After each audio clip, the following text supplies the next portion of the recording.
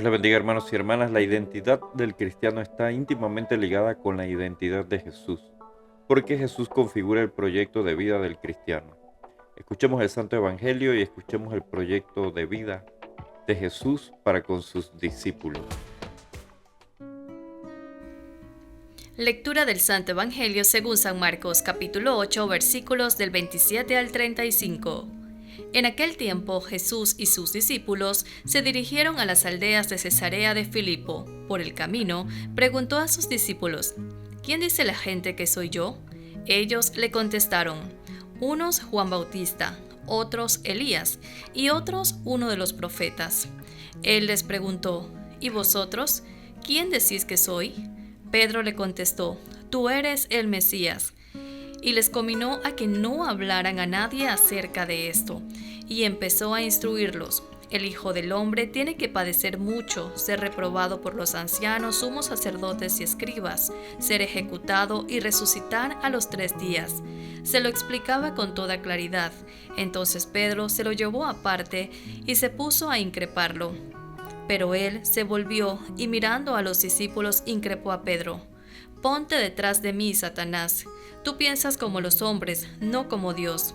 Y llamando a la gente y a sus discípulos, y les dijo: Si alguno quiere venir en pos de mí, que se niegue a sí mismo, tome su cruz y me siga, porque quien quiera salvar su vida, la perderá, pero el que pierda su vida por mí y por el Evangelio, la salvará.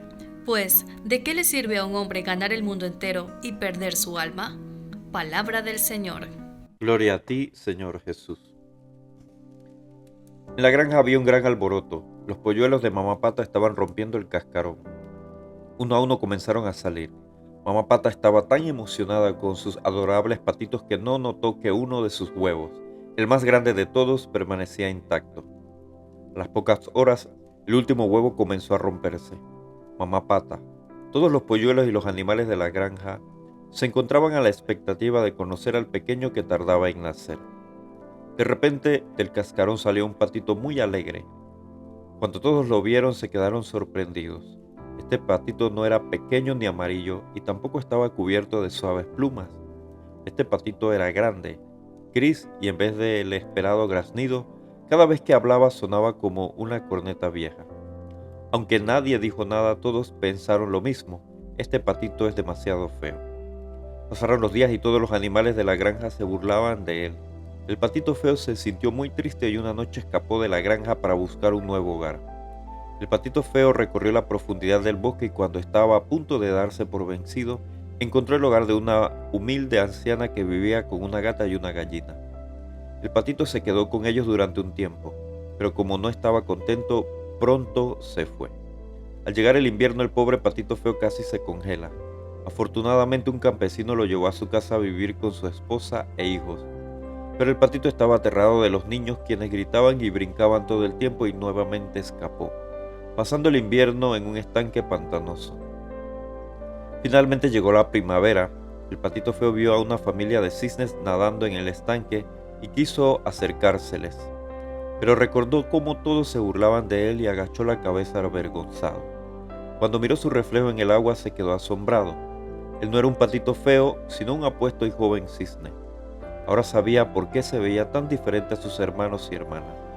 Ellos eran patitos, pero él era un cisne. Feliz nadó hacia su familia. Al igual que la historia del patito feo, nosotros los discípulos de Jesús no nos sentiremos plenos ni aceptados hasta que encontremos nuestra verdadera identidad como cristianos.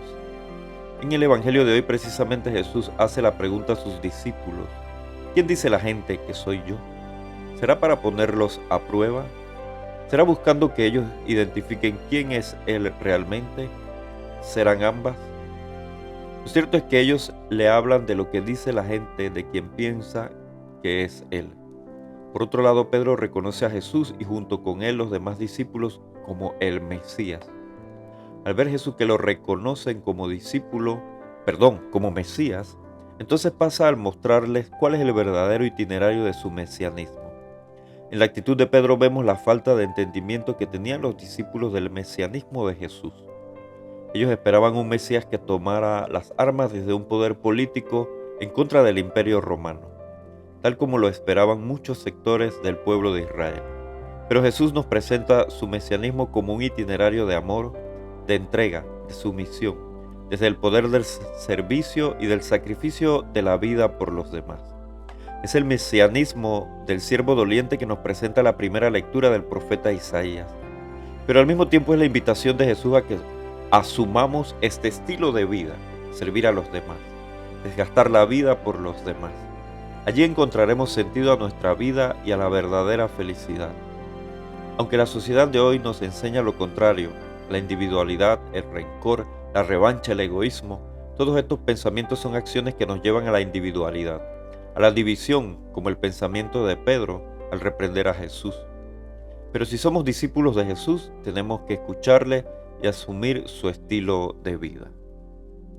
El Señor esté con ustedes, y la bendición de Dios Todopoderoso, Padre, Hijo y Espíritu Santo, descienda sobre ustedes y les acompañe siempre.